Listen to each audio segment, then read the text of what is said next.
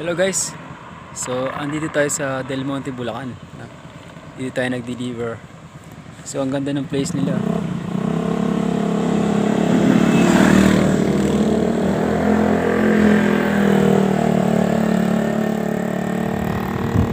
So guys, mataas yung lugar na to.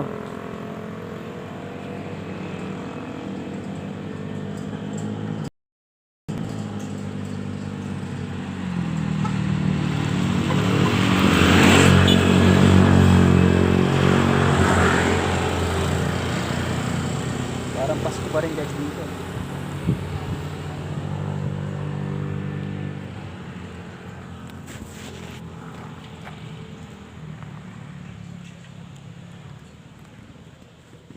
Guys, Pasko pa rin dito.